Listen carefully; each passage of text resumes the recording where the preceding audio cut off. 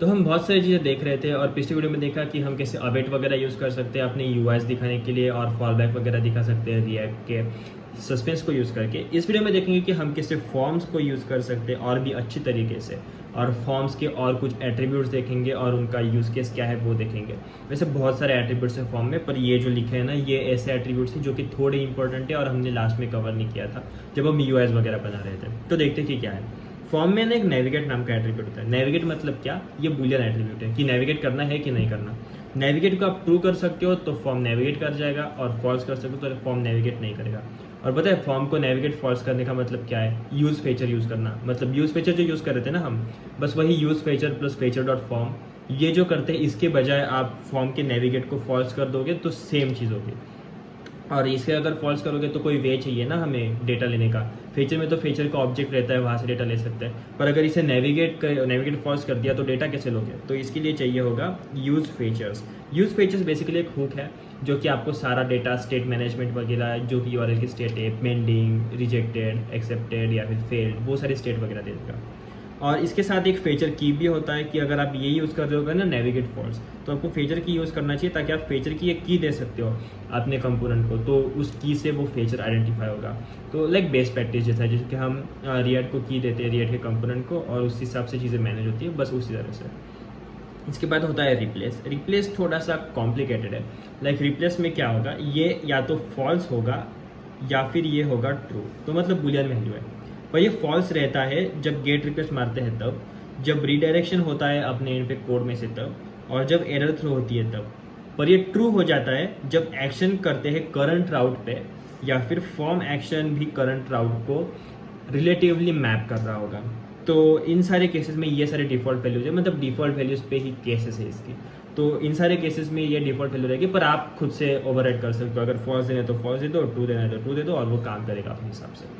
इसके बाद state. State क्या है, स्टेट बेसिकली मतलब फॉर्म की स्टेट है, और स्टेट के अंदर आप एक ऑब्जेक्ट पास कर सकते हो, जैसे कि मैंने यहाँ पे किया है।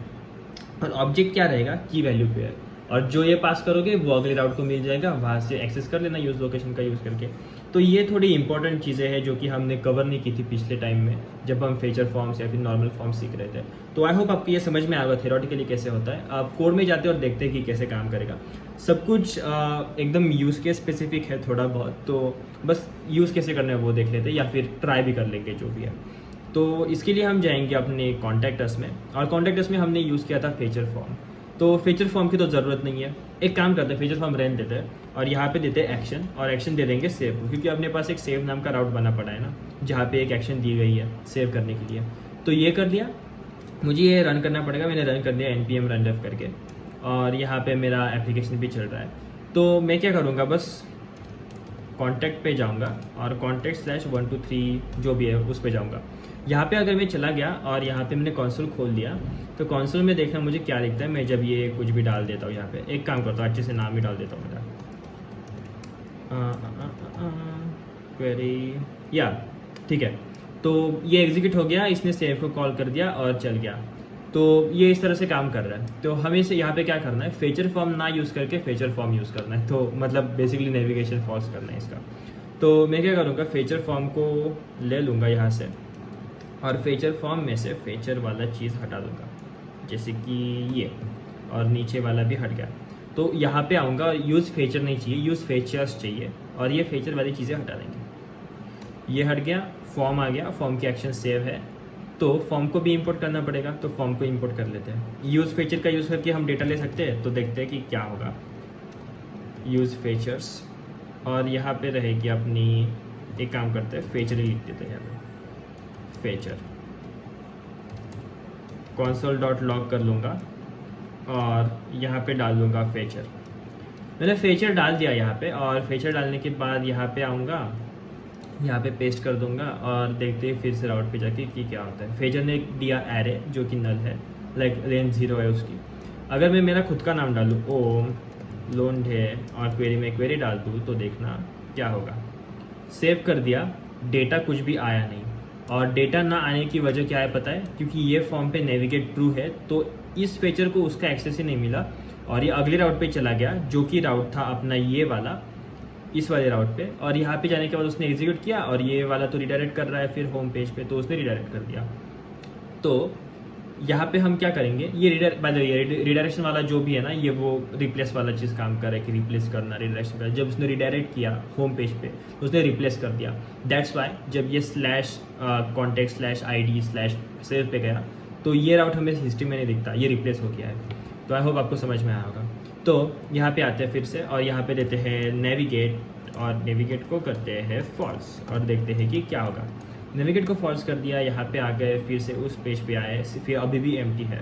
अब देखना क्या होगा, मैं डालता हूँ ओम, मैं डालता हूँ लुंड है, और मैं डालता हूँ क्वेरी, और मैं सेव करता हूँ। तो देखना अपने पास आ गया एक एरे, मतलब एक्सेस मिल गया, नेविगेट नहीं हुआ, इसने खुद के अंदर ही सॉल्व कर लिया जो भी था।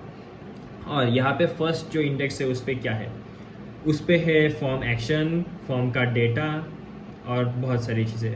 और सेकेंड जो आया ना रिस्पॉन्स, उसके अंदर देखना क्या है, उसके अंदर है फॉर्म डेटा और सब कुछ। और यहाँ पे जो था ना स्टेट जो थी इसकी सबमिटिंग थी, यहाँ पे भी सबमिटिंग थी। तो इसका मतलब इसने हमें स्टेट दे दिया, इसने हमें मेथड दे दिया, इसने हमें डेटा दे दिया, मतलब सारी चीज़ें जो हमें चाहिए थी वो मिल गई, जो हम फॉर्म से दूसरी जगह पे एक्सेस कर रहे थे। तो इस तरह से आप फॉर्म के मतलब फीचर फॉर्म ना यूज़ करके अपना नॉर्मल फॉर्म के साथ नेविगेट फॉल्स करके और यूज़ फीचर्स का हुक यूज़ करके आप वही सेम बिहेवियर ला सकते हो। ये तो हो गया, आई गेस आपको फीचर का सब कुछ समझ में आ गया होगा कैसे करना है नेविगेट वगैरह।